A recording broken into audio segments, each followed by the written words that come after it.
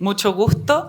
Muy bienvenidas, bienvenidos al Museo de la Memoria y los Derechos Humanos, a esta actividad, este conversatorio, La pérdida de la democracia y el golpe de Estado en 1973, un tema del cual sabemos mucho aquí en el museo, porque fue creado como un acto de reparación, el mayor acto de reparación del Estado a las víctimas de la dictadura civil-militar de nuestro país. Sin embargo, siempre hay conversaciones, temas pendientes y muchos puntos de vista para seguir reflexionando, discutiendo y, por supuesto, fortaleciendo nuestra memoria histórica. Quiero saludar, para comenzar, saludar a la subsecretaria de Derechos Humanos, Daniela Quintanilla. Muchas gracias por acompañarnos, subsecretaria, siempre muy presente. A los miembros del directorio del Museo, Osvaldo Puccio y Alejandra Cantor. Gracias, saludos.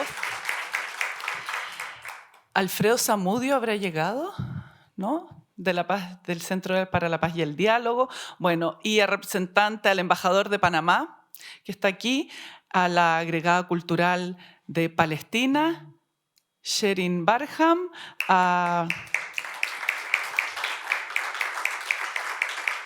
y a representantes de las embajadas de Alemania, de Suiza, de Suecia, que nos acompañan también. Shaira Sepúlveda, de 3 y 4 Álamos, está por aquí también, a los estudiantes. Y ahora vamos a saludar a nuestros invitadas especiales. Vamos a comenzar con el dueño de casa, don Patricio Zapata Larraín, presidente del directorio del museo, abogado, magíster en Derecho de la Universidad de Harvard, profesor de la Pontificia Universidad Católica de Chile, hay algunos alumnos de él por aquí también. Muy comprometido siempre con la causa de derechos humanos, que ha traspasado a través de sus publicaciones académicas y en la representación legal ante tribunales de personas y grupos que han sufrido privación o amenaza en el ejercicio de sus derechos. Durante el segundo gobierno de la presidenta Michelle Bachelet, presidió el Consejo Ciudadano de Observadores, que coordinó la participación de más de 200.000 personas que discutieron cómo debería ser la nueva Constitución. Gran proceso.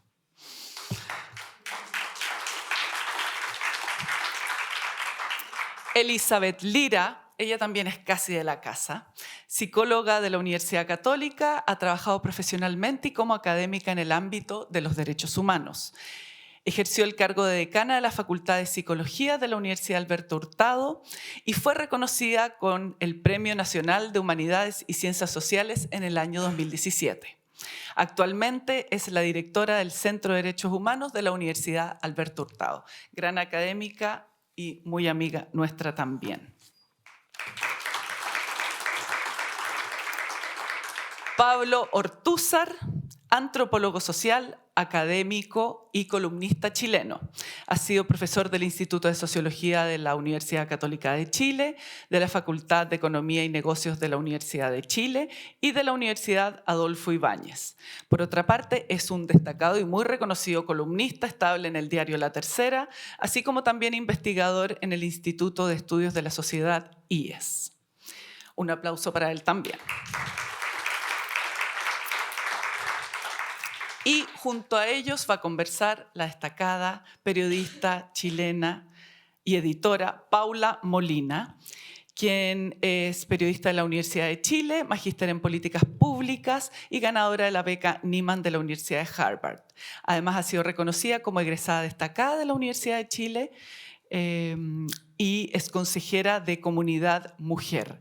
Hoy en día es locutora de Radio Cooperativa y ha colaborado con otros medios en radio, televisión, diarios, revistas y también es creadora del chatbot Robot la Bot y del podcast La Franja.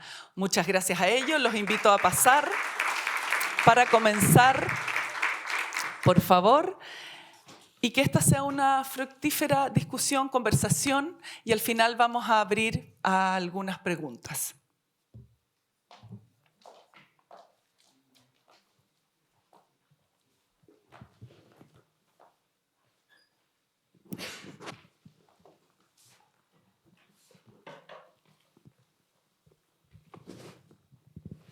Un, dos, ok.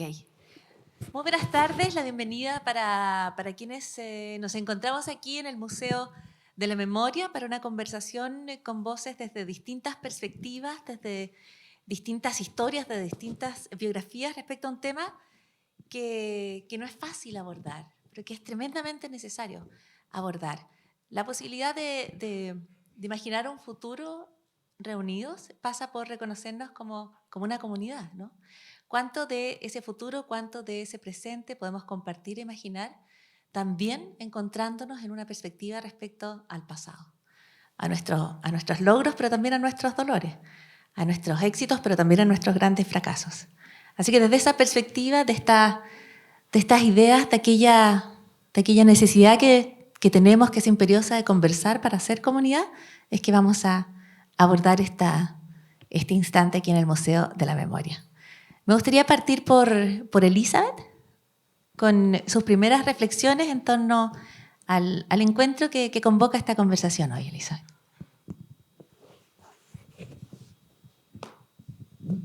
Bien. Cuando me invitaron a esto sin guión, yo pensé cómo abordar una reflexión que toma más de 50 años, cuyas consecuencias son extraordinariamente tangibles en muchos sentidos, y cuando este museo representa y materializa muchas de las circunstancias y los hitos que podemos compartir como hechos que efectivamente sucedieron. Pero quizás, pensé, el foco no es tanto reconstituir los hechos, sino pensar cómo fue posible que una sociedad cambiara de tener un conflicto social extendido en función de derechos. Pienso especialmente en el punto más conflictivo, que era la organización sindical de los campesinos, termina convertido en una guerra donde se declara, digamos, que el país se encuentra en un estado de sitio, entendido como estado de guerra, y donde se resuelven parte de los conflictos localmente con consejos de guerra, y donde tenemos prisioneros de guerra. Para mi modo de ver, ese punto de partida en que se transforma un conflicto social en una perspectiva de guerra es algo que nos ha penado hasta el día de hoy. Porque aunque terminó el estado de guerra al cabo de un año, las formas de relacionamiento con determinados grupos sociales y organizaciones, la forma de represión, el secuestro de personas, la desaparición de personas y la generalización de la tortura nos trajo un tipo de problema que hasta el día de hoy no termina de resolverse. ¿Y por qué digo que no termina de resolverse? Porque este país condenaba de una manera bastante menor la práctica de tortura de los funcionarios públicos. Probablemente porque su incidencia era menor o porque su incidencia era en relación con los sectores considerados delictuales, que en este país culturalmente, hasta el día de hoy, aparecen como personas sin derechos. Lo que ocurre con el golpe militar es que personas de distinto tipo son perseguidos por sus ideas políticas. Más que nada por sus ideas, menos por sus acciones. Y esa había sido uno de los puntos más críticos de la Ley de Defensa de la Democracia durante 10 años, donde la exclusión política estaba dada por las ideas, no por las acciones de las personas. Y eso había sido abolido por la nueva Ley de Seguridad Interior del Estado. Y volvemos entonces a una práctica política donde la persecución es por las ideas. y donde aparece distintas acciones que antes eran legítimas como acciones perseguibles. Eso genera un ataque, yo diría, al vínculo social, al lazo social, que hasta el día de hoy constituye un problema. Porque la confianza, por ejemplo, que las personas tenían en las instituciones, hizo que muchos de los llamados por los distintos bandos se presentaran. ¿Y qué pasó con ellos? Muchos de ellos desaparecieron, otros fueron ejecutados.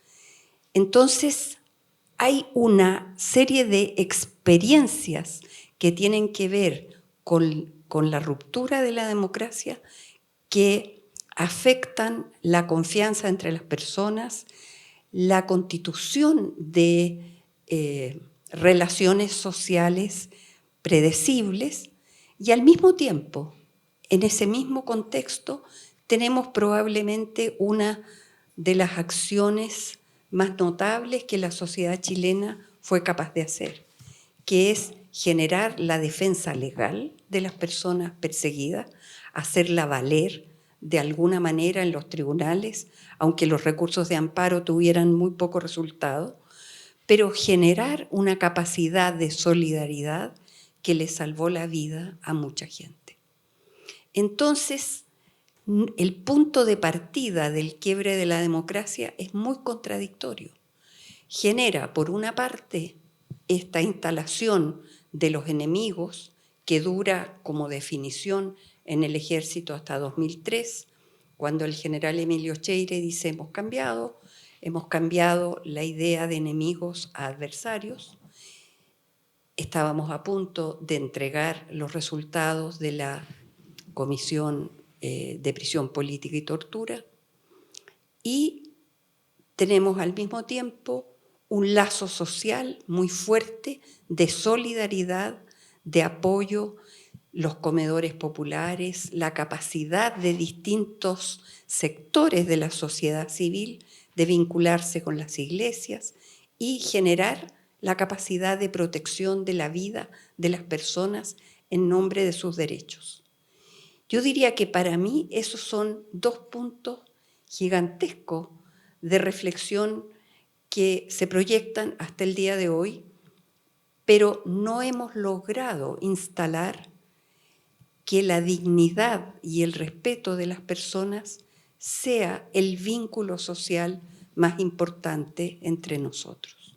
Muchísimas gracias, Elizabeth. Primeras reflexiones en torno a cómo un conflicto social termina derivando en consejos de guerra, ¿no? Por hacer un arco que pasa por encima de muchísimas cosas, pero que también instala la problemática en el presente, ¿no es cierto? Este lazo social herido en intentos de recomposición, de reparación, también de transformación. Quiero decir que agradezco muchísimo la invitación del Museo de la Memoria en participar en esta conversación y además el valor particular que tiene el de sostener esta conversación no solo con quienes lo han estudiado, lo han analizado, sino que también con testigos de ese momento. Patricio Zapata, tus primeras reflexiones frente a la convocatoria y quizás alguna reacción a lo que plantea Elizabeth. Hola, muy buenos días. Una de las cuestiones que me interesan más es la forma en que conectamos estas conversaciones con nuestros jóvenes. Yo paso buena parte del tiempo frente a personas que nacieron en 2007. Ya andan caminando, escriben, se expresan con relativa fluidez. Son personas que nacieron cuando ya Augusto Pinochet había muerto. Nacieron 33, 34 años después del 11 de septiembre de 1973. De eso estamos hablando. Esos son nuestros jóvenes, el futuro, el presente y el futuro. Entonces, la preocupación de un espacio como este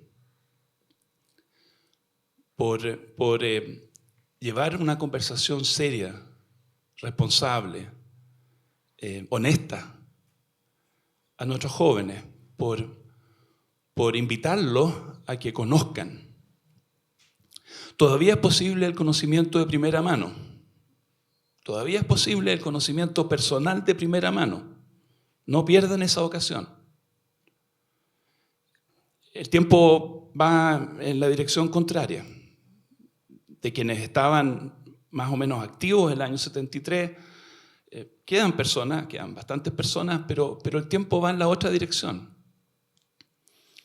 A propósito de eso, se me viene un recuerdo. Hace algunos años yo estaba hablando de algo que había ocurrido 30 y tantos años antes que yo naciera. Yo nací en el 65, 1965, y estaba hablando de la caída de Ibáñez, el año 31. A propósito del papel que le ocupó a los estudiantes de la Chile y de la Católica en la caída del general Ibáñez, la fecha y la proto-FEUC. Y yo conté algo que había leído, que los estudiantes universitarios se habían atrincherado en la Casa Central de la Chile. Parece que esa es una tradición. Se habían atrincherado. Y yo conté que desde el Club de la Unión les mandaban viandas con sándwiches, con comida a los jóvenes estudiantes.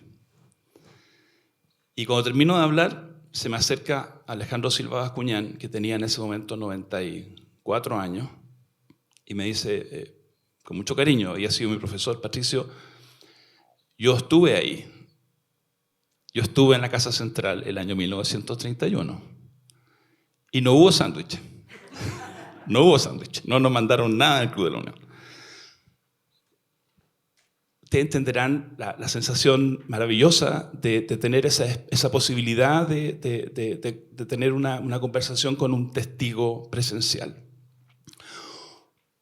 Un museo es un intento por proyectar en el tiempo esa calidad e intensidad de comunicación.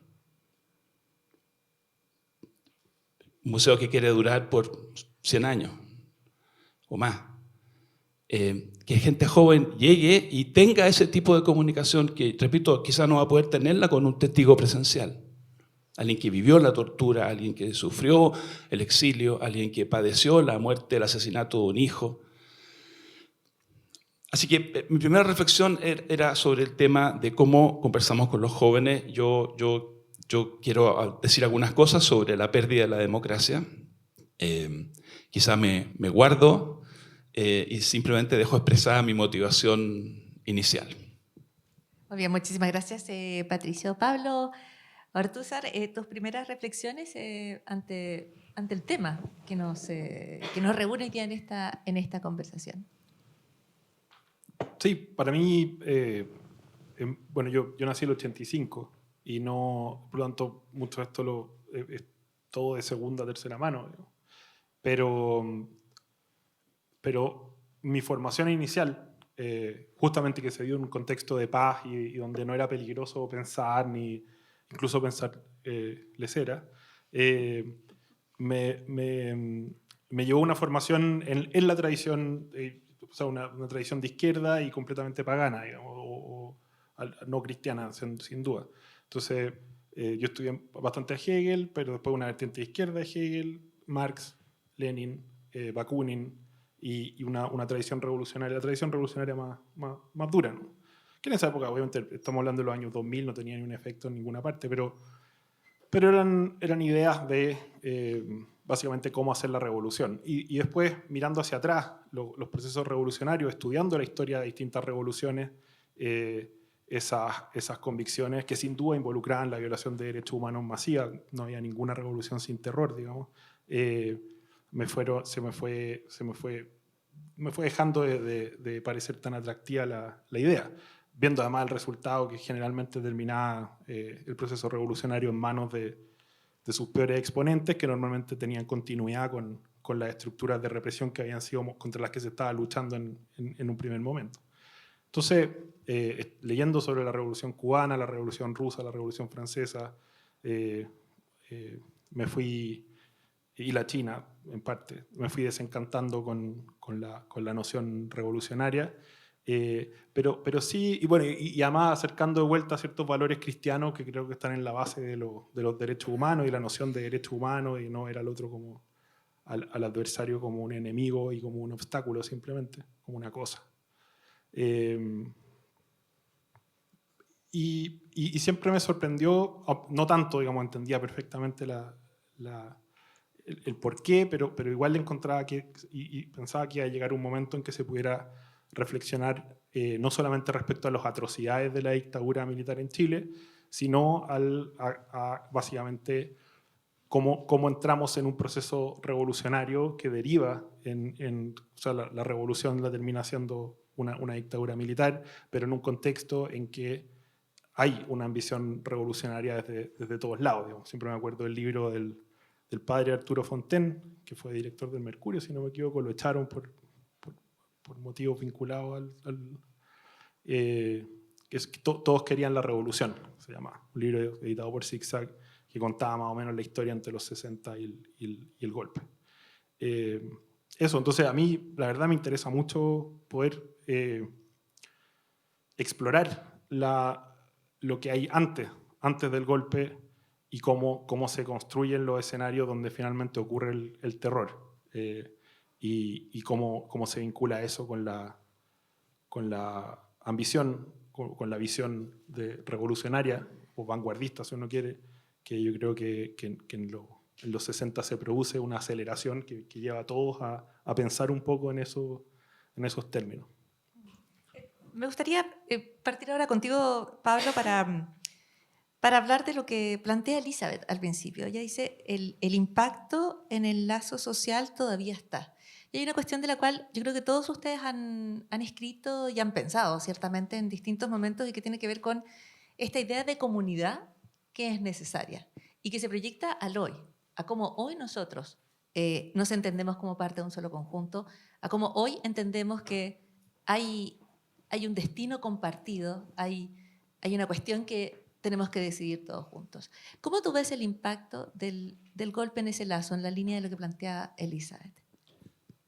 Sí, siempre está la idea del golpe como un parteaguas en los vínculos sociales, pero cuando uno revisa hacia atrás, a mí me llamó mucho la atención siempre José Donoso por eso, porque la oscuridad de su libro, digamos, donde describe como un poco la oscuridad del alma chilena, El obsceno pájaro de la noche, no es un libro, digamos, que hable del golpe. Distinto sería como Casa de Campo, pero El obsceno pájaro de la noche es una exploración muy oscura como del espíritu chileno. Y si uno va más atrás, el balance patriótico de Vicente Huidobro es del 25 y describe una cuestión bastante parecida. Entonces yo no sé si es que hay un momento tipo oasis o digamos de lazo, especialmente José Bengoa habla de la comunidad perdida, comunidad. A mí yo soy bien escéptico de esa idea. Además la polarización a la que se llega previo al golpe, ¿cierto? El tipo de cosas que se plantean ya en esos contextos hablan de una visión mutua, yo creo, donde la idea de derechos humanos está completamente ausente y la valoración del otro como persona también. Entonces, desde tu perspectiva, ¿dónde se afirma el sentido de comunidad en Chile? ¿Tú dices, es un sentido que está siempre emplazado previo al golpe? O sea, yo no creo que existiera una autopercepción de Chile como una comunidad integrada o sea, y en parte por eso los procesos revolucionarios desde los años 60 querían transformar el país por completo porque sentían que era una estructura social que estaba podrida y que no funcionaba. Y eso, ahí se produce quizá una distorsión en la cual después de la dictadura obviamente se mira hacia atrás de nuevo y se habla del Chile previo al 73 como si hubiera sido en muchos aspectos mucho mejor de lo que parece ser, al menos viendo los datos y el tipo de problema, la literatura de la época, etc. Y tú dices, eso va más atrás de los momentos previos al golpe. Tú dices, eso está, si te entiendo bien, en la historia de Chile. Yo creo que sí. La historia de Chile es sumamente violenta y terrible, digamos, no. Y además la sociabilidad chilena está construida sobre bases bien complicadas. Que de repente se vuelve a esos temas, que 400 años de hacienda, el tema de la integración con el mundo mapuche, en el fondo no es un país así como una comunidad feliz. obviamente tiene cosas muy luminosas, sin duda, y en buena medida gracias a la construcción temprana de un Estado capaz de, no sé, llevar escuelas, carabineros y correos, digamos, a casi cada rincón del país, pero no es una historia muy alegre. Elizabeth asiente un poco desde la esquina y me gustaría escuchar tus reflexiones sobre eso. Es que yo creo que es totalmente cierto, o sea, es un país con muchos conflictos, con mucha segregación interna desde el punto de vista social, pero es un país que va construyendo un proyecto de cambio que se va construyendo desde el siglo XIX de muchas maneras y que intenta de una manera pragmática resolver que es una comunidad política, al menos, ¿no? Y entonces tenemos sistemáticamente los esfuerzos, después de los conflictos, de llegar a acuerdos, hacer paz, se decretan amnistías, se dejan todos los delitos en nada y seguimos caminando. Y el punto es que eso se agota. Entonces, también se agota porque el país se abre también a un contexto universal que tiene otros valores y otras perspectivas. Las amnistías, que para nosotros fueron un recurso muy importante de paz social, dejaron de ser útiles después de la dictadura, porque en el mundo dejaron de ser útiles, porque después en la Segunda Guerra Mundial, después del Holocausto, cuando se hace el juicio de Nuremberg, se hace un momento de reflexión en la humanidad pensando que hay ciertos crímenes sobre los cuales no hay motivación política que los justifique. Y entonces el tema de amnistiar o indultar a esas personas se transforma en una fuerte exigencia de rendición de cuentas, ¿no? Y aunque no se puede condenar a todas las personas, deja de ser este tipo de acuerdos que en función de la paz social se dejaba todo en nada. Y eso repercute en Chile. Entonces, nosotros somos parte de un proceso mundial, de un cambio. El gran cambio que hace la Declaración Universal de Derechos Humanos, es decir, que los estados tienen que considerar el derecho de las personas como el criterio último y fundante de la relación social. Entonces, no es posible aceptar las matanzas masivas. Si uno examina, por ejemplo, los archivos que tenemos de la época, la perplejidad del equipo que tenía la dictadura en Naciones Unidas es cómo las distintas naciones le piden cuentas por tortura, por personas que están detenidas y que no figuran detenidas. Y entonces este equipo tiene que empezar a pedir auxilio al Ministerio de Relaciones Exteriores y el Ministerio le pide información al Ministerio del Interior y entonces empieza a haber una cadena de gente que se considera muy hostilizada por la comunidad internacional, injustamente hostilizada porque se ha salvado a la patria del comunismo. Entonces, ¿cómo es posible que distintas naciones, se entiende que las naciones que son comunistas pidan por su gente, pero que otras naciones que son democráticas, como por ejemplo comunidades de profesores en Estados Unidos o en Inglaterra, o comunidades de académicos en Francia que escriben y preguntan por una persona, producen una reacción de perplejidad que es muy interesante de leer, ¿no? ¿Cómo es posible que no pensaran que hacer desaparecer las personas o torturar las personas no iba a generar una reacción? ¿Y por qué? Porque el mundo había cambiado después del juicio de Nuremberg, después de la Declaración Universal de Derechos Humanos, después que el país era parte de tratados, de convenios, de convenciones, y especialmente la mayor sorpresa es la exigencia de la Comisión Interamericana de Derechos Humanos, preguntando con nombre y apellido por personas muy concretas. Por eso probablemente los mejores amigos y los primeros amigos de Pinochet fueron los chinos y Corea del Sur cuando estaba bajo el general Park. que justamente ese tipo de nociones no eran parte No, para nada de su no eran inventario, parte de su digamos. horizonte, claro. Patricio, que te veo reflexionando atentamente sobre el... Sí, yo quiero... la pregunta, Pablo la deja flotando. ¿Qué se rompió en el golpe de Estado? Obviamente se rompieron las instituciones democráticas o liberales, y al romperse esas instituciones, los ciudadanos quedamos desprovistos de garantías básicas frente al poder desnudo.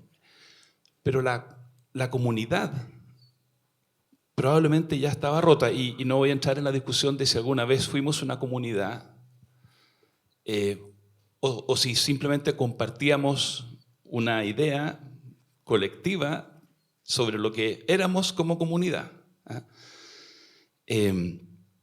Y si alguna vez hubo algo de eso, estaba bastante venido a menos, bastante vapuleado hacia septiembre del 73. Y esa es una reflexión que yo creo que es útil, no para justificar ni un ápice ni una gota de lo que va a pasar después, sino para aprender cuáles son los riesgos enormes que uno enfrenta cuando se involucra en un tipo de vida social que va destruyendo los denominadores comunes, que va haciendo desaparecer los denominadores comunes. Y yo quiero recordar también, a propósito de recuerdos de gente más vieja, el año 64 para muchos chilenos fue un año muy bonito, digamos, en términos políticos. Ganó el candidato que a ellos les gustaba, que era Eduardo Frei Montalva. Para otros chilenos fue un año de una derrota. Salvador Allende, por tercera vez, era derrotado, y esta vez era una derrota más dolorosa porque la expectativa de ganar había sido bastante importante. Yo siempre leía un discurso que pronunció Eduardo Frei Montalva al cerrar una gran marcha, se llamó la Marcha de la Patria Joven, delante de cientos de miles de partidarios suyos. Y es un discurso que a la gente que simpatizaba con Eduardo Frei le produce hasta, diría yo, escalofríos de emoción. Dice algo así como, un papá está conversando con su hijo, el hijo le dice: papá, anoche tuve un sueño. Y el papá, ¿qué cosa? Soñé que venían miles y miles de personas marchando hacia Santiago con banderas y venían cantando alegremente. Entonces, el hijo dice: ¿quiénes son? ¿Quiénes son? ¿Son acaso los demócratas cristianos? El papá le dice: no, no son los demócratas cristianos. ¿Son los freístas? No, son mucho más que eso. Mira las banderas, mira los colores. Son la patria gracias a Dios. Así termina el discurso, y me imagino que fue recibido, yo no había nacido todavía, con un aplauso estruendoso. Pero lo que está diciendo es que hay un sector que es la patria. Ese sector es la patria. Las banderas de Chile, O'Higgins, Carrera, Prat, es ese sector. Y más allá de que uno simpatice o no con ese sector, yo tengo ahí mi corazoncito, pero encuentro terrible que ya en 1964 se usara la idea de que nosotros somos la patria y por lo tanto nosotros no somos la patria. Y con un segundo recuerdo sobre el mismo tema. Hasta mediados de los 80 había un viejo afiche político en Tenderini con Alameda. El afiche era un afiche que estaba muy borroso. Yo lo veía porque salía de mi colegio Luis Campino y veía el afiche. Decía: Chile 2, Rusia 1. Yo vi ese afiche.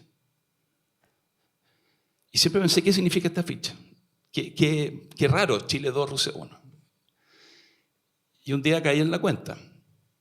El año 64, Eduardo Frei tenía el número 2 en el voto, en la cédula, y Salvador Allende tenía el número 1. El año 64 todos los chilenos tenían fresco el recuerdo del triunfo de la selección chilena sobre Rusia en Arica, 2 años antes, en el Mundial del 62. Había sido Chile 2, Rusia 1. Entonces, un año y medio después de ese momento de jolgorio compartido, quizá el momento de mayor felicidad colectiva que hemos tenido como país, el Mundial del 62. Un sector político toma esa simbología potente y dice, nosotros somos Chile, 2, ellos son Rusia, 1. Entonces, la destrucción de la amistad cívica no partió el 11 de septiembre del 73. Fue exacerbada, fue llevada al paroxismo, fue utilizada con fin industrial del crimen. No hay comparación, no hay parangón. Hay un antes y un después. No quiero difuminar esa frontera. Pero creo que el sentido de estas conversaciones es evitar simplificaciones o mistificaciones de que aquí había un Edén, una república florentina perfecta, y luego, pues, sin ninguna explicación, terminamos en el infierno. En una reflexión hacia el presente, mucho se ha estado escribiendo durante los últimos años respecto a que hoy la democracia se está erosionando, ¿no? Que el golpe militar, y de hecho el profesor Steve Levitsky apunta directamente al caso chileno como la forma violenta de terminar con una democracia, en contraste con los procesos que hoy van minando las democracias y las van rompiendo, quebrando por dentro, ¿no? Cuando Chile surge como esa imagen del quiebre violento de la democracia, ¿qué perspectiva que ofrece para la conversación del presente sobre la democracia en su opinión, ¿no? Que es probablemente una de las conversaciones más urgentes que tenemos hoy. Es cómo se cuida la democracia. Hay quienes dicen la democracia tiene que entregar, tiene que hacer delivery, tiene que entregar resultados y así se cuida y se protege. Pero hay otras personas que dicen no va a bastar con eso. La democracia requiere otras cosas. Y ahí está la mirada hacia Chile con la forma más violenta de terminar con una democracia. ¿Cómo ven ustedes esa conversación? Mirando hacia el golpe y mirando hacia el presente, a los desafíos de la democracia hoy. Pablo, ¿querés responder?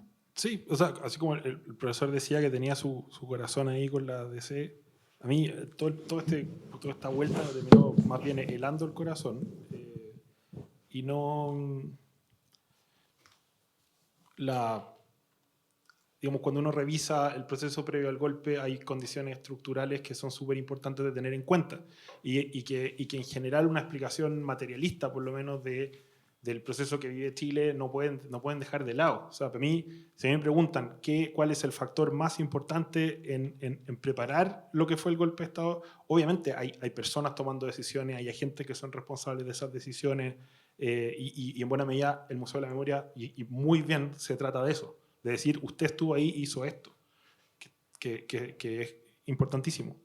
Pero también hay variables que tienen un peso brutal. Una, y la más importante en mi opinión, es la migración campo-ciudad. O sea, Santiago es una ciudad que quintuplica su población, creo que en 15 años. Y ese colapso urbano se transforma en miseria urbana, que se va amontonando, o sea, se comienza a hacer estos, digamos, cordones de miseria. Y un Estado que tiene la promesa, ¿cierto? La promesa de la Constitución del 25, que no es tan enfática, pero que está ahí, digamos, de ciertos servicios, de acceso a ciertos bienes que aquí están ausentes. Entonces, el colapso de la República del 25 tiene mucho que ver con el colapso de las ciudades, producto de la desestructuración final del mundo rural, que intenta ser detenido por distintos medios, ¿cierto? Frei Montalva introduce, por ejemplo, incluso, más o menos es una época en que están en tensión las cosas, pero la contracepción involuntaria en mujeres campesinas para evitar justamente, porque la sobrepoblación era ya un problema en el mundo rural. La reforma agraria que comienza, ¿cierto?, con Alessandri, tiene también en cierta medida la idea de detener la migración a la ciudad a través de repartir un poco la propiedad, porque se estaba vaciando justamente un contexto en otro. Eso pasa en muchos países latinoamericanos y desestabiliza, y también en Asia, y desestabiliza las democracias en todas partes. Y lo otro, claro, están las variables ideológicas. Yo, como decía, que terminé con el corazón helado, es porque después de todas las vueltas, me parece que la idea revolucionaria es muy peligrosa, que generalmente termina muy mal Y después, al final, mis libros favoritos son como el de los memorias de Uber Matos, que son terribles, el homenaje a Cataluña de Orwell, que es lo que inspira su experiencia en la Guerra Civil Española, que inspira 1984, porque también es terrible. Las cartas de Simone Weil, también en la Guerra Civil Española. Entonces básicamente es un camino que siempre termina muy mal y uno termina o ejerciendo o sufriendo el terror, digamos.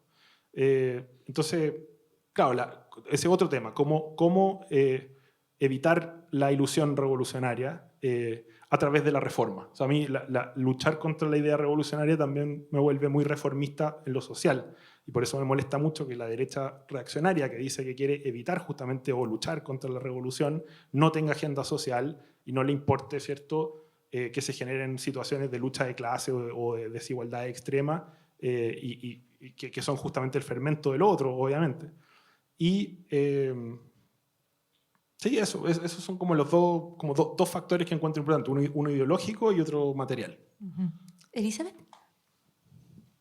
Yo creo que lo que acabas de decir es muy cierto y uno de los problemas que no hemos sabido discutir ni trabajar, yo diría, es la violencia.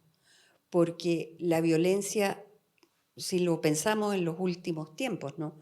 Tenemos hoy día la violencia que viene del delito y del crimen organizado, que no habíamos tenido con esas características en este país, pero que tuvimos una gran expresión de violencia en 2019 y que hemos reflexionado poco y mal sobre eso, ¿no? No basta con decir que no estamos a favor o en contra, sino que tenemos que entender por qué se produce, qué es lo que se está expresando ahí, porque hay una tremenda emocionalidad, hay una frustración, hay desencanto con las capacidades del Estado de poder responder frente a cambios muy veloces. Esta es una sociedad que ha cambiado mucho en los últimos 30 años. Si pensamos lo que significa únicamente el Internet, que es poner a una sociedad que estaba rodeada de mar y cordillera y donde los libros llegaban en burro cada 10 años después que se habían publicado. Y hoy día tenemos una comunicación inmediata y permanente y una ilusión que da la inmediatez de que los problemas se resuelven a la misma velocidad. Y entonces eso genera muchas frustraciones. Y si pensamos nada más que en el estándar de vida de la gente, que está tensionado entre los ingresos reales que tiene, en lo que desea tener y en lo que gasta. Y entonces tenemos un país muy, muy, muy endeudado. Y además tenemos un país de gente que es tan creyente que se cree todas las cosas que dicen las redes sociales y también las estafas. Y hoy día a mí lo que más me llama la atención es que todas las campañas de los bancos son no crea lo que le dicen. Entonces, para que los bancos tengan una campaña sistemática por WhatsApp, por redes sociales, por correo electrónico, no crea, algo está pasando con esta creencia, con esta necesidad de creer en que los problemas se van a resolver inmediatamente. Y ese es el caldo de cultivo de dos formas de violencia que están muy relacionadas, ¿no? Una es la violencia doméstica. En este país tenemos un alto nivel de violencia verbal, de mucha descalificación, agresión verbal, etc. Y no es novedad, esto no es ni de ahora, es incluso, yo diría, de antes del golpe militar. Tenemos pocas estadísticas sobre eso, pero hay estudios sobre el nivel de violencia verbal de los diarios del periodo de la Unidad Popular y es algo realmente asombroso de cómo estábamos tan habituados a escuchar la descalificación, la agresión, el insulto, la injuria, con un modo de relación. Y hoy día estamos en la misma. Entonces, hay un tema muy serio con la violencia que tenemos que investigar y que tenemos que tratar, ¿no? la consulta clínica, digamos, sobre violencia doméstica es muy alta, pero no podemos pensar que el tema de la violencia lo van a resolver los psicólogos. No es por ahí donde se resuelven los problemas. Patricio Zapata. Sí, tú preguntabas qué lecciones uno podría extraer de la forma en que nosotros perdimos la democracia.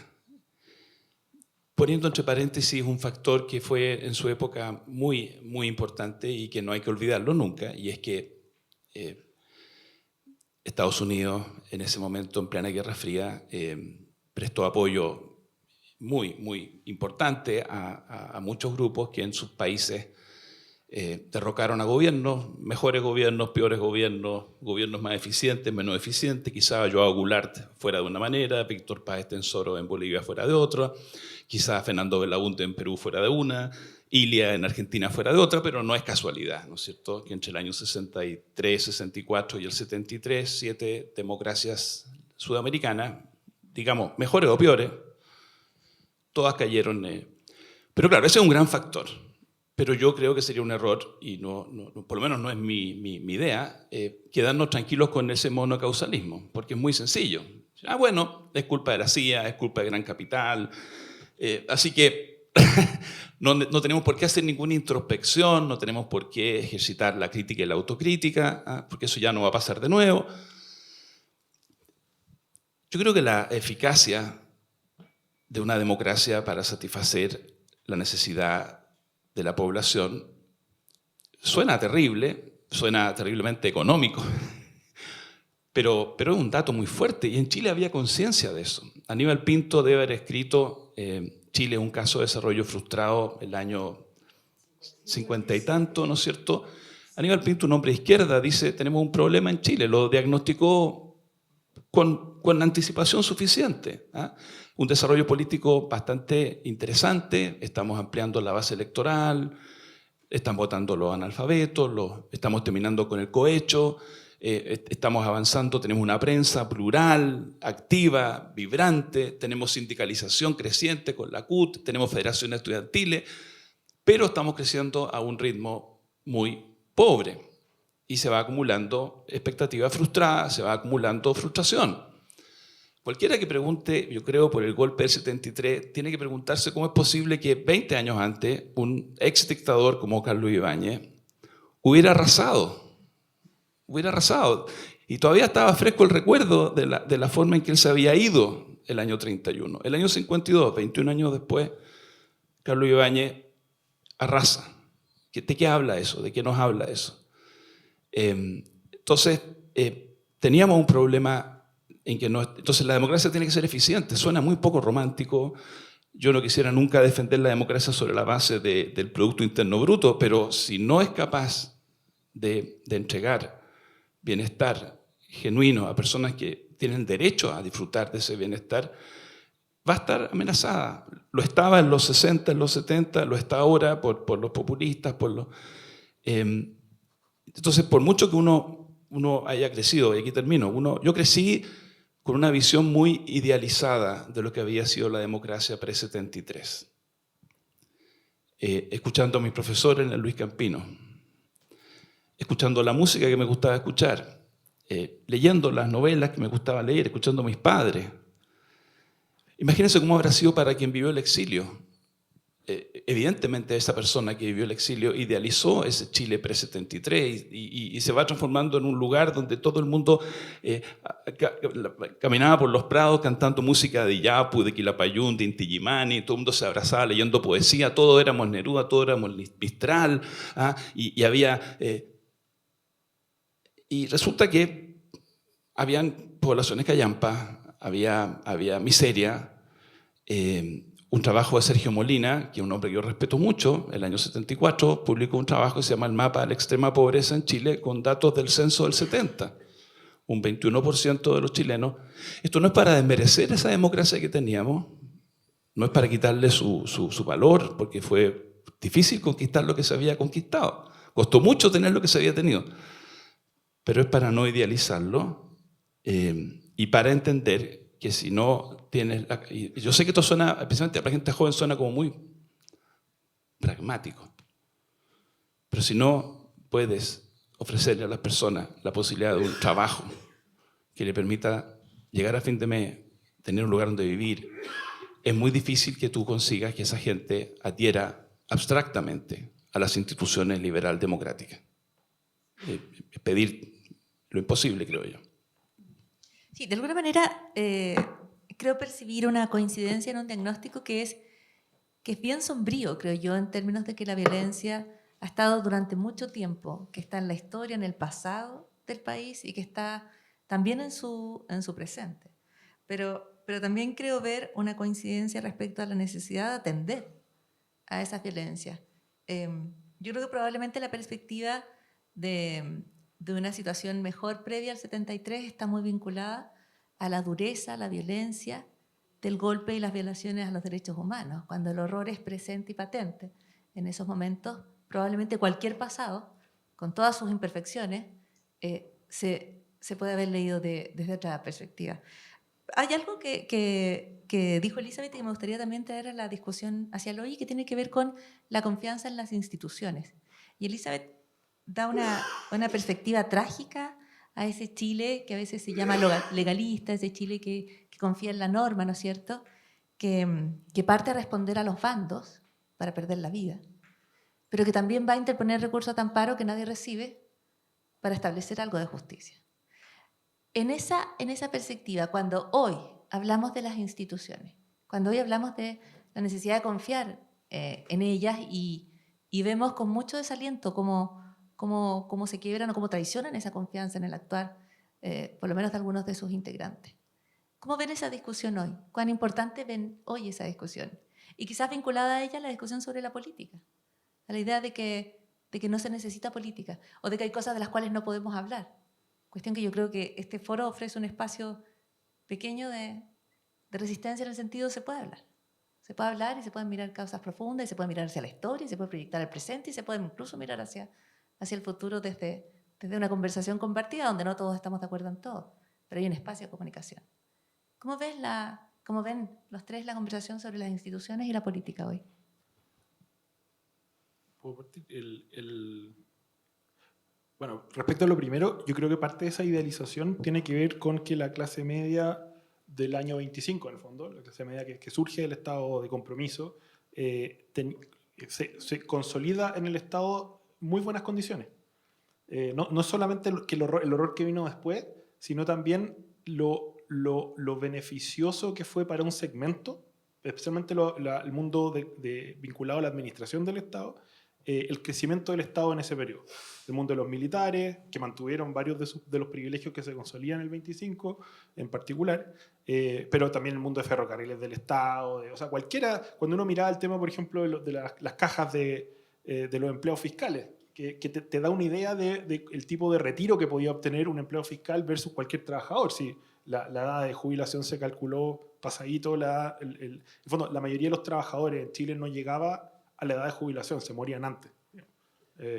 Eso fue en el inicio. Pero tú estás hablando después del 25, no estás hablando del 70, Por estás eso, hablando del 60, 50, estás más atrás. El mundo que se idealiza es el mundo que nace de la Constitución del 25, generalmente por las personas educadas en ese contexto, porque la voz de los que hablan no es la voz del trabajador rural que llegó a vivir en una ruca, digamos, sino personas que habían vivido el acceso a, que es una muy pequeña, lo que se llama mesocracia, que había vivido el acceso a un bienestar mucho mayor al que de hecho vive después la nueva clase media, digamos, pero que era sumamente estrecho. Por eso digo, cuando llegan las masas, que son millones de personas del campo a la ciudad, con esa imagen de poder acceder a ese estado de compromiso, y eso no existe porque no se puede proveer, porque no hay plata, yo creo que ahí la democracia se le parte la columna vertebral, digamos. Es súper importante eso, y hay una idealización porque efectivamente el mundo que había antes en el espacio de ferrocarriles del Estado, la ENAP, Corfo, era un mundo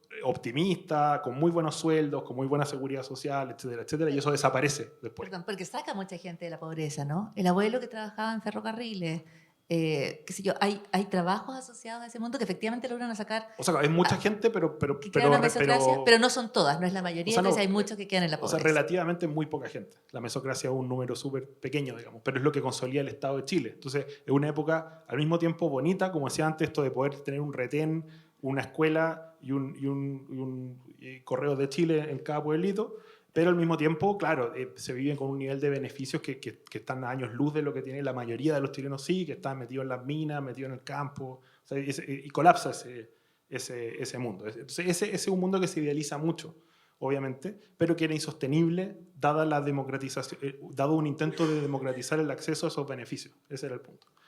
Y respecto la segunda parte, ¿cuál era? Instituciones políticas. Ah, sí, eso es súper importante, como el tema de la pillería en Chile, que también es de larga data, digamos, de aprovecharse, uno de los presidentes del Partido Conservador chileno, que era un viejo Echeñique, creo, que terminó aliado con los anarquistas de la FECH porque acusó a la gente de su propio partido de haberse arreglado los bigotes con unas concesiones de ferrocarriles, esto el año como 1906. Entonces, y es como el cuento que se repite eternamente. Yo creo que es muy importante, y en eso o sea, a mí me molesta, o sea, yo creo que la vía revolucionaria es equivocada, pero necesitamos un Estado fuerte y en muchos aspectos autoritario. Yo en eso discrepo con la idea de cuando se habla de... O sea, la derecha... ¿Autoritario en qué sentido? De hacer cumplir las normas, Eso no es autoritario, puede ser legalista. Pero es que en no... Chile es autoritario hacer cumplir las normas, como decir que no, la gente se enoja. Bueno, no sé, no todo el mundo se enoja. Mucha gente se enoja, por algo todo el mundo dice que sí y después no cumple lo que dice. O sea, necesitamos reconstruir una ética pública en base a asumir las consecuencias por los propios actos. Y eso en Chile es muy difícil porque a nadie le gusta asumir las consecuencias por los propios actos. Y eso pasa con el estallido y pasa con el golpe también. Que, por ejemplo, mucha gente después, ya cuando ya no podían decir que en verdad la violación de los derechos humanos era un invento, decían, gente de derecha, digamos, no, que estos fueron los gringos al final. Básicamente, estando de acuerdo, volviendo a esa tesis, como, en el fondo esto no lo hicimos nosotros, lo hizo otra gente, fuimos meros títeres. Y si uno se fija en las dos descripciones que hay del estallido social hoy día como dominante, las dos también exculpan de responsabilidad total a todas las personas. Po. Porque aquí, bueno, como querían que esta gente no quemara todo, que alguna vez lo dijo una connotada, esto fue los cubanos y la gente entró como en un trance, pobre gente, los chilenos, gente humilde, engañada por este horror, pero en el fondo nadie es responsable de nada.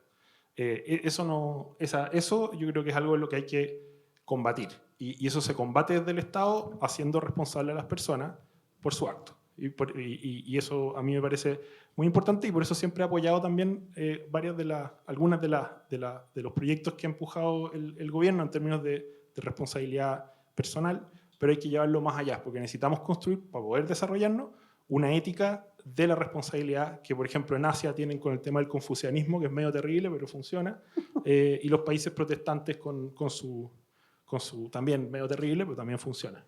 Elizabeth quiere aportar algo. Mira, yo estoy muy de acuerdo que el punto crucial es asumir las responsabilidades por los propios actos, pero también instalar política y culturalmente el que todos tengamos que rendir cuentas de las responsabilidades que tenemos. Cuando yo me dediqué a investigar cómo se habían resuelto los conflictos políticos en el pasado, me impresionó mucho como pragmatismo que cruzó las generaciones. Si uno leía cómo se discutía una ley de amnistía en el Congreso en el siglo XIX o a principios del siglo XX, era como si se hubieran reencarnado unos en otros. Era una idea de cómo zafamos. Y cómo zafamos lo mejor posible, que esto pase piola, que nadie se dé cuenta. Muy elegante la discusión, pero al final de cuentas, ¿cómo logramos convencer a los otros que yo no fui y que no tengo nada que ver con esto? Entonces, si tú tienes una cultura política basada en cierto tipo de oportunismos y en la irresponsabilidad con respecto a los propios actos y a la obligación de responder ante la sociedad, estamos reproduciendo como la cultura del pillo, ¿no? Y de ninguna manera eso contribuye a una convivencia en paz, porque lo que tú generas en el fondo es mucho resentimiento. Cuando otro esté en esa posición va a ser lo mismo. ¿Cómo transformamos? Hay muchos esfuerzos institucionales y de todo. Yo creo que hay muchos cambios que no logramos ver todavía, pero que han producido posibilidades de transformar esta idea de la pillería a la responsabilidad, pero no es universal. O sea, cuando hoy día vemos, por ejemplo, que la inteligencia artificial te ayuda a resolver trabajos, pruebas y demás, cuando uno le pide a los estudiantes que declaren cómo usaron la inteligencia artificial, porque no podemos ser tan ingenuos de pensar que no lo van a hacer, te dicen, no, solo lo usé para la redacción. Tú dices, es imposible, es absolutamente imposible. Entonces, ¿cómo educamos precisamente a los jóvenes en la responsabilidad con respecto a sus conocimientos, a la gestión de su trabajo, ¿no? Cómo el trabajo bien hecho debiera ser algo que reconocido y valorado, y no quién es el más pillo, quién lo hace, quién lo vende mejor.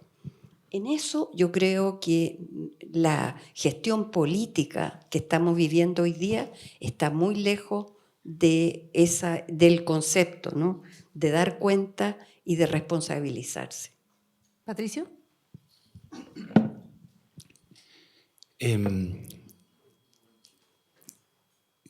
Yo no puedo estar en desacuerdo con la idea de promover, intentar vivir uno y promover en todos ciertas, no sé si llaman las virtudes cívicas o elementales nociones de decencia, de fair play, de cumplir con la ley.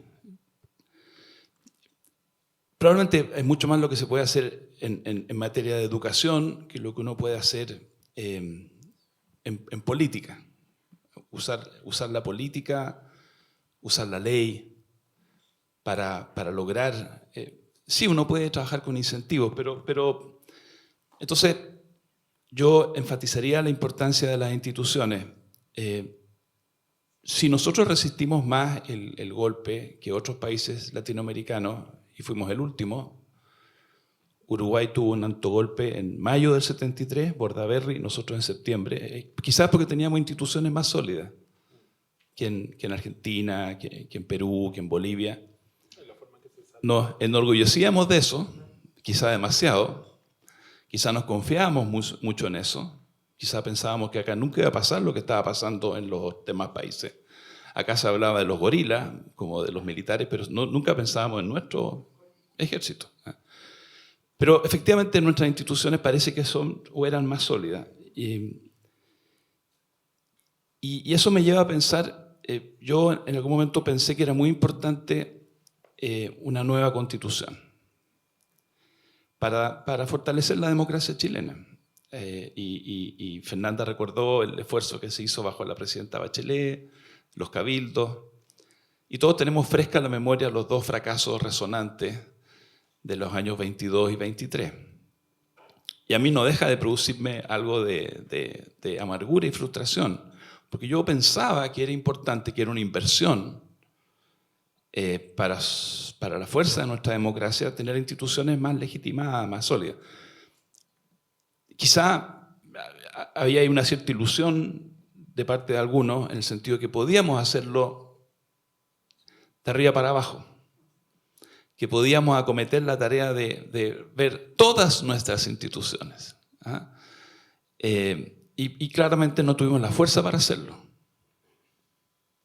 Aquí no tiene sentido adjudicar responsabilidad. Es que este grupo no tuvimos como país la fuerza, la lucidez de hacerlo.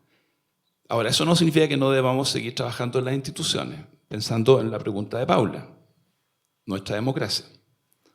nuestros tribunales, que están pasando por un momento dramático. Quizá el momento siempre ha sido dramático, solo que ahora estamos viéndolo de manera más visible. Nuestros municipios, tan importantes para la vida de millones de personas, nuestros municipios. Pero para no tener solo una nota negativa, para que este seminario o esta conversación no signifique que todos salgamos deprimidísimos. Yo pensaba en una cosa que mirando hacia atrás, las Fuerzas Armadas chilenas fueron involucrándose en política desde 1920 de manera bastante recurrente. A veces eran tironeadas por los civiles que lo iban a buscar a los cuarteles y a veces era el impulso de algún caudillo. Y en la primera mitad del siglo XX esos militares estaban imbuidos de una filosofía que podríamos llamar prusiana, de que había que hacer un pueblo más sano. Para que el ejército fuera más sano, había que hacerle código sanitario, mejor educación. Entonces, todos los oficiales del golpe del 11 de septiembre del 24 respondían a... 50 años después había otra filosofía dando vuelta, ¿no es cierto? La Escuela de la América, el anticomunismo. Yo me atrevo a decir, quizá estoy siendo demasiado optimista, que en los últimos 10 o 15 años nuestras Fuerzas Armadas han ido encontrando una posición institucional coherente con la democracia. Hay signos evidentes de esto. Los invito a leer un libro del excomandante en jefe del ejército, Ricardo Martínez, que publicó hace 2 años, que creo que no ha sido leído suficientemente. Un excomandante en jefe del ejército en que reflexiona sobre la violación a los derechos humanos. Lo invito a recordar la expresión del general Iturriaga cuando declara que él no está en guerra con nadie. Es una declaración de una fuerza tan importante. Entonces, mirando hacia el 73, teníamos una fuerza armada muy tironeada por unos y por otros. Unos le iban a tirar maíz a los regimientos, a los cuarteles para que dieran un golpe. Otros, quizá por muy buenas razones. El presidente Allende yo creo que convocó a los mandos militares al gabinete. No sé si los más jóvenes lo saben. El presidente Allende invitó a los mandos supremos de las ramas de las Fuerzas Armadas a integrar el gabinete. A Carlos Prats el 72 para el paro de octubre, después en mayo y después en agosto. Con buenas o con malas razones, los civiles tironeando a los militares, arrastrándolos a la lucha política. Y creo que en eso podemos decir que estamos mejor. No sé si estoy siendo, pero repito, para que no sea una conversación tan pesimista. La promesa principal de Parisi era que si algún alcalde le pedía desplegar a los militares en la comuna, él lo iba a hacer de inmediato. No sé con cuántos militares tenía contado, pero digamos que la militarización está bastante... Y tenemos una región del país que lleva 4 años militarizada. Claro. Entonces, bueno, y si revisan de los diputados y senadores electos, los que vienen de carreras militares, entonces, la verdad es que estamos, no sé, podemos elegir otra cosa optimista. No le fue tan mal, la selección ha ganado un par de partidos de los últimos, la Rusia, Perú. Creo que el hecho de estar acá, el hecho de poder conversar, el hecho de reflexionar es una señal, no de optimismo ciego, pero sí de esperanza en el valor de la conversación. Si no hay conversación, si no hay diálogo, si se diluye el diálogo, si decidimos que no podemos conversar o que nuestras ideas son demasiado distintas para conversarlas, entonces yo creo que ahí sí que tendríamos una cuestión aún más oscura. Elizabeth, bueno, quiero por eso que hables, mismo, pero hay un par de preguntas pendientes. Sí. Entonces, por eso mismo yo creo que el tema de derechos humanos es tan importante, porque si nosotros reconocemos en el otro el derecho a ser un otro con su dignidad, yo no le puedo negar la palabra, ni le puedo negar su derecho a expresar su diferencia. Ahora, lo que me parece a mí que hemos ganado hasta cierto punto es que las Fuerzas Armadas hoy día y los carabineros tengan formación en derechos humanos. Eso no existía. Puede que no sea una formación muy profunda, no lo sé, pero para mi manera de pensar en una sociedad ideal, los militares y las policías deberían ser los garantes de los derechos humanos de todos. Esa es su función. Muchas gracias, Elizabeth. Bueno, por supuesto el agradecimiento para cada uno de ustedes y la invitación a tomar un par de preguntas del público, un par de intervenciones. No sé si hay alguien que quiera... Tengo un micrófono para que alguien acá.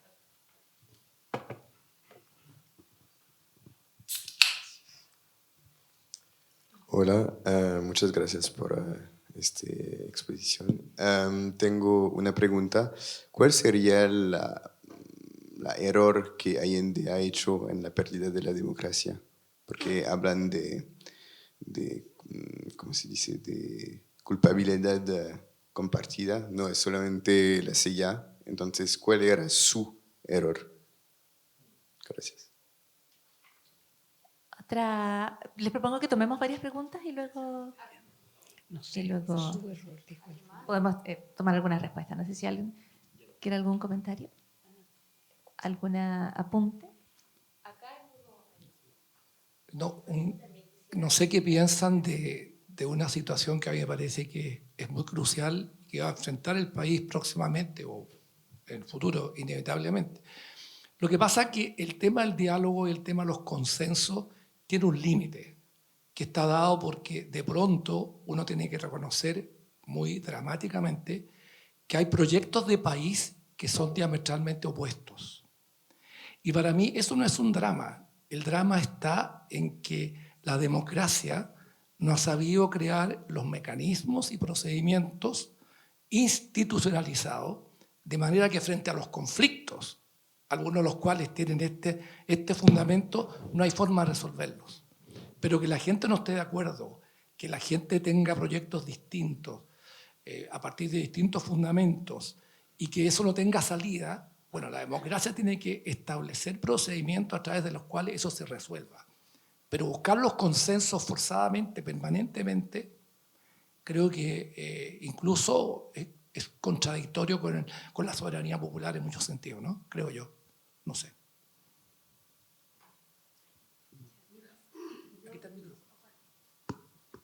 No tengo necesariamente una pregunta, más bien quisiera hacer una reflexión sobre lo que fue este diálogo. Si uno piensa cómo fue la conmemoración de la pérdida de la democracia y el golpe de Estado en 1973 para los 50 años, fue exactamente lo contrario a lo que fue este diálogo.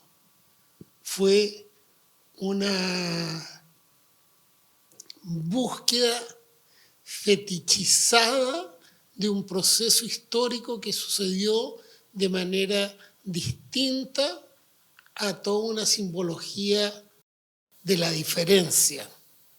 En cambio, este diálogo fue un diálogo que creo es exactamente el que necesitamos. Aquí estuvimos hablando de el alma de este país, de las características de este país, de su naturaleza. Es bastante más ambiguo, más floppy, se podría decir, menos emocionante, pero al mismo tiempo acerca a lo que es más conducta que instituciones, a la posibilidad en democracia de vivir juntos. Aún, como decía quien me antecedió, aún a pesar de las diferencias que puedan ser insalvables, la democracia nos obliga a salvarlas para que pueda existir en tanto democracia. A mí me sorprendió en el diálogo, de verdad yo lo agradezco y lo felicito. Creo que solo Bordaberry y Michelle Bachelet fueron los únicos nombres de personas que se mencionaron. Lo que se mencionó fue fenómenos. y Allende. Fue fenómeno, fueron estado del alma. Y ese estado del alma fue debatido en el sentido de cómo y de qué manera existe o deja de existir en paz. No es que esté en un estado yoga de séptimo cielo, pero creo que la contribución de inteligencia, hablando de una situación que nos atinge a todos, es muy importante para avanzar, y creo que ese es el sentido y la profunda calidad de la existencia de este museo. Muchísimas gracias. Una persona arriba y...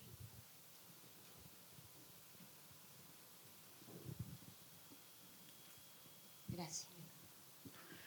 Muy buenas tardes a las personas que nos están brindando la oportunidad de tener, como acaba de decir el Señor, una reflexión de la palabra, de la pérdida de la democracia en el golpe de Estado del año 1973.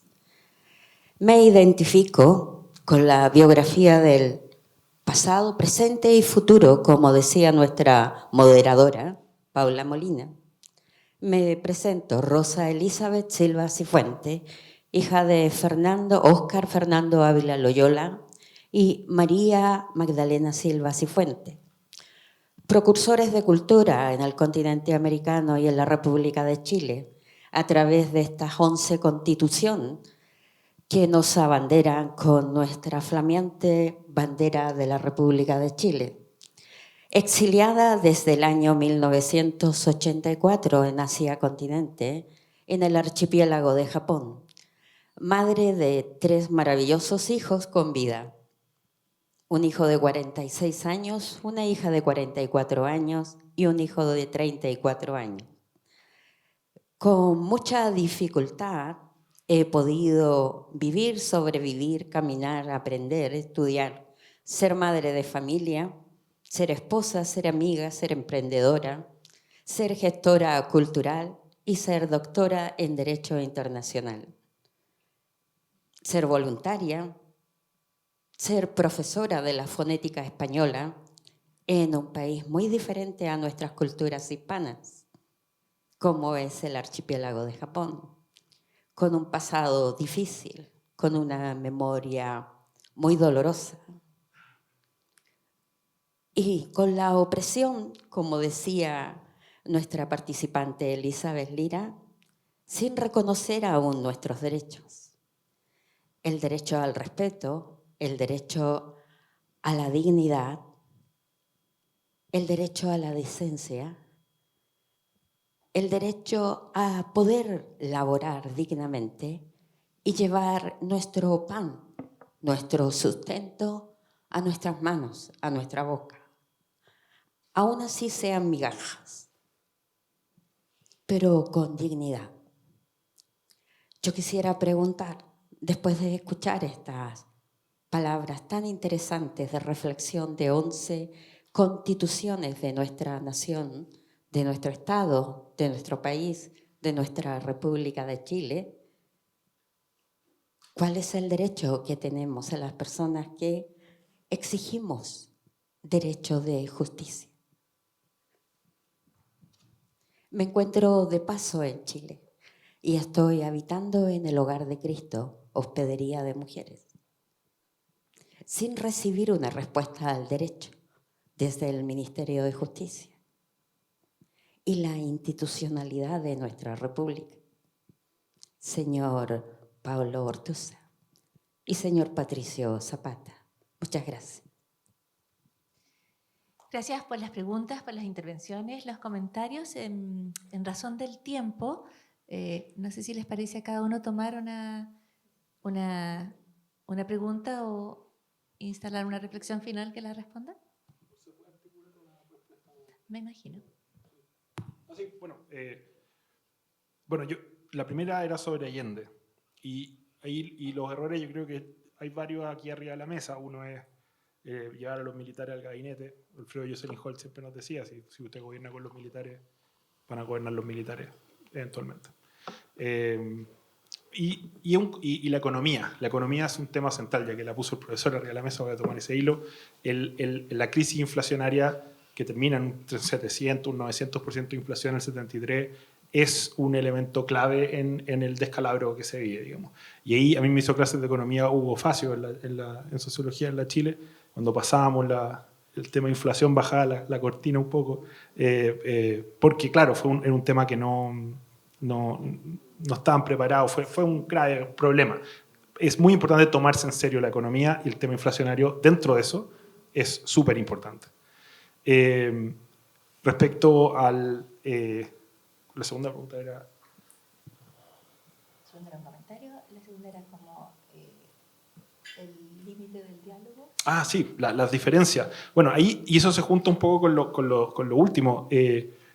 Otro aprendizaje que uno puede tener respecto a la crisis de Chile y todo lo demás es la importancia de la dualidad institucional entre Iglesia y Estado. Yo creo que eso es muy importante y a uno se lo olvida, porque siempre las cosas importantes se olvidan después de que pasan las crisis, pero en el fondo fue el hecho de que hubiera una dualidad institucional y que la Iglesia católica, en este caso, tuviera ciertos privilegios legales, ciertas inmunidades, lo que permitió, la defensa de los derechos humanos en muchos casos, la articulación de la oposición a Pinochet y la protección a muchos de los perseguidos políticos. Y esa lección, yo creo que ni la Iglesia la ve, ni en buena medida el mundo político la comprende también. O sea, porque, bueno, la Iglesia se ha descompuesto por un montón de otras razones, pero en el fondo la dualidad institucional entre Estado e Iglesia le pone límites al poder del Estado. Y eso es desde el Imperio Romano. Digamos, que tener una iglesia que pueda decir fue San Ambrosio el que hizo que Teodosio se tuviera que arrodillar, ¿cierto?, y pedir perdón por asesinar a un montón de personas en Tesalónica. Y de ahí en adelante, esta dualidad queda instalada y siempre es relevante y revivirla, sostenerla, etc. O sea, los estados totalitarios son donde no existe. Y dentro de ese pensamiento dual, el tema de las diferencias políticas yo creo que es importante, pero no puede haber, en el fondo no se puede hacer el juego de decir tenemos diferencias políticas, pero mi visión implica como una amenaza existencial a la tuya, digamos.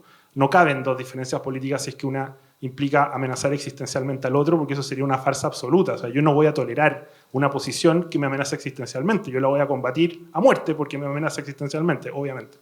Entonces, en realidad, lo que hay que hacer es abandonar esa ilusión.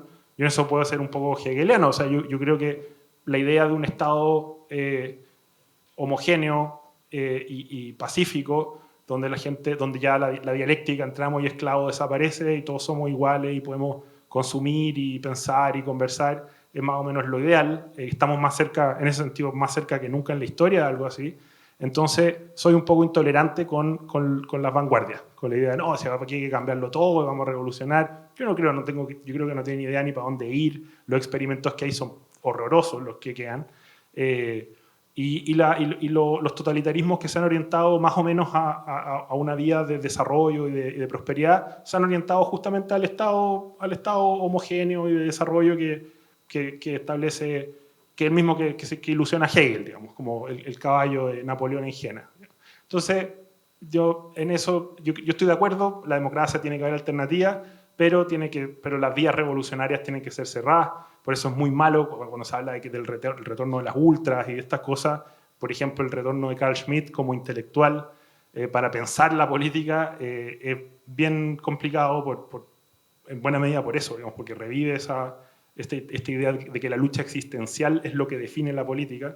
Y yo creo, y también desde una perspectiva cristiana, que hay que ser más irónicos con la política. Pues la política no va a construir el paraíso en la tierra, eso es imposible, pero se puede llegar como a un cierto estado que asegure dignidad y decencia en el trato a la mayor cantidad de personas posible. Y ahí yo sería más agustiniano, que cualquier otra cosa, y en eso también, y hay que pensar bien el problema del rol de la Iglesia. O sea, que un país que no tiene una esfera, claro, una autoridad espiritual separada de la autoridad secular, vive al filo o sea, en un lugar peligroso ese. Entonces, reconstituir cierto nivel, cierto grado, cierta forma de autoridad espiritual hoy día es muy importante. Elizabeth o Patricio, ¿quién quiere continuar? Elizabeth. Que termine él. Mira, lo que tú acabas de decir me recuerda un planteamiento que hizo un psicoanalista argentino que trabajaba con las madres de la Plaza de Mayo. Y él decía que la encerrona trágica es cuando tú estás en una relación totalitaria, donde no hay un tercero de apelación. Tú necesitas un otro que intervenga y que no te ponga en el dilema que hizo que la humanidad reconociera como sabio a Salomón, cuando aparecen estas dos mujeres disputándose un niño y el rey dice irónicamente, pártanlo por la mitad y que cada una se quede con una parte. Y la madre del niño dice, no, déselo entero. Y yo creo que ese dilema que aparece en la Biblia de esa forma tiene mucho que ver con la manera de funcionar como encerrona trágica en las relaciones políticas, no dejando la posibilidad de renunciar, porque es más importante la vida que el que yo tenga la razón. Patricio. Antes que se me va a olvidar después, yo voy a aprovechar de agradecer en mi doble rol, muy injusto por lo demás, pero a nuestros invitados, a los tres, muchas gracias por compartir acá. Ha sido un agrado y agradecerle a todos ustedes su presencia. Yo hablé de la importancia de la amistad cívica. Eso no significa que no haya debate, que no haya disputa política.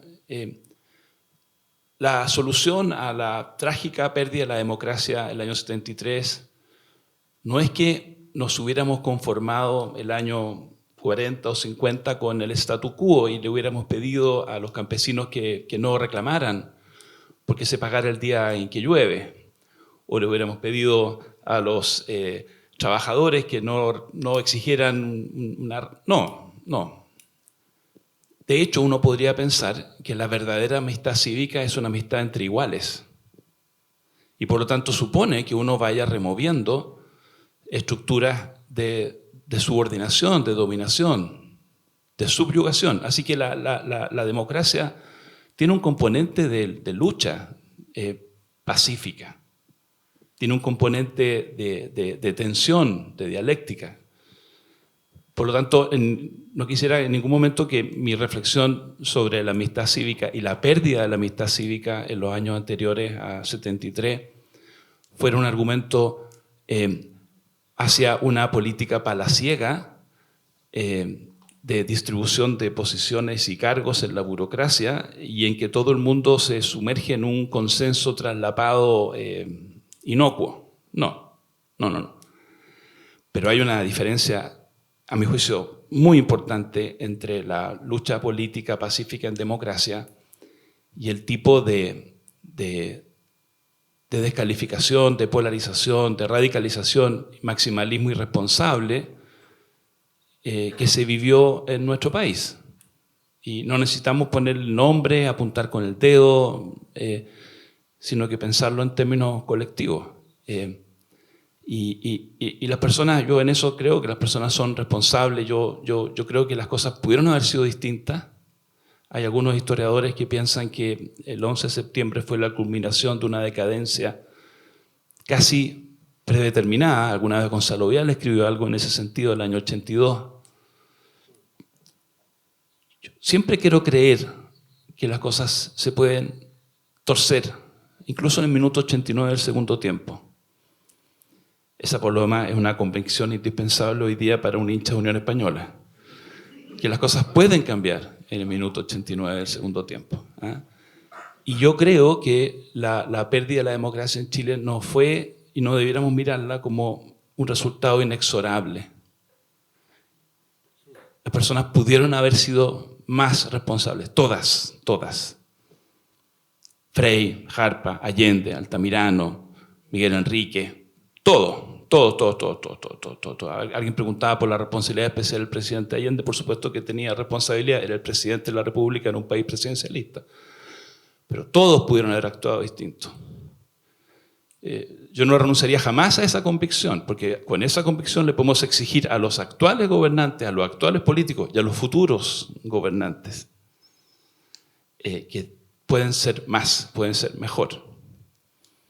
El destino no está escrito, yo creo. Eso, muchas gracias. Y ahora... Cerramos el conversatorio aquí. Bueno, naturalmente que la conversación de cómo podrían haber actuado las personas, particularmente las que dieron el golpe también, ¿no? O sea, creo que eso no puede quedar afuera de la conversación. Muchísimas gracias a todos por la atención y muchísimas gracias a cada uno de ustedes por una reflexión sobre el tema que nos ha convocado esta mañana. Muchas gracias Paula Molina, además un lujo tenerte aquí moderando. De verdad, Magdalena les va a hacer entrega de unos presentes, un recuerdo del museo. Espero que esta sea una también de muchas conversaciones que se den con personas de distinta ideología política, porque la defensa de los derechos humanos y de la democracia es de todas, todos y un compromiso de todos los sectores.